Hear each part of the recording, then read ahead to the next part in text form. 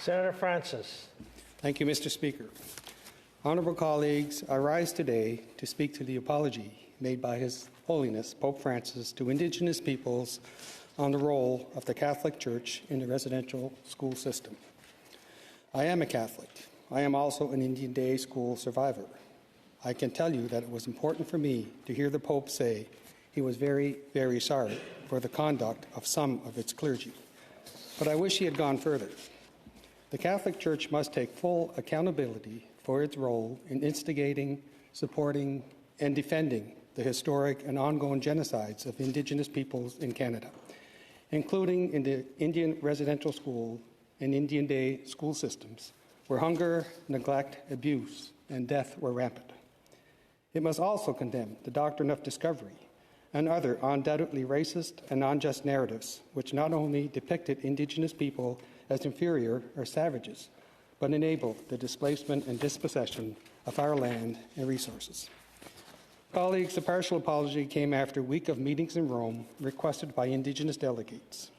It is a product of the courageous and persistent efforts of survivors and their descendants who fought for decades to ensure the truth is known while still healing from their trauma. It is furthermore a product of the domestic and international outrage over the discovery of thousands of unmarked graves at the sites of the former Indian residential schools. Had it not been for these devastating but not surprising discoveries, who knows how much longer it would have taken for the Catholic Church to apologize. In the next months, Pope Francis must respond to Call to Action 58 of the Truth and Reconciliation Commission, which requires that he come to Canada to issue an apology, one that must be robust and meaningful. In addition, the Catholic Church, which already failed to meet its obligations under the Indian Residential School Settlement Agreement, must use its vast wealth to make substantive financial reparations. It must also turn over all Indigenous artifacts held by the Church and release all relevant documents and records. These next steps are non-negotiable. To conclude, colleagues, to me, a partial apology is important, but it's simply not enough.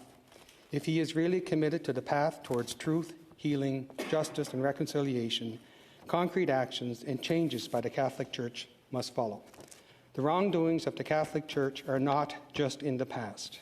Indigenous people continue to be impacted, including our children, who are overrepresented in the child welfare systems at rates higher than at the height of the Indian residential school system.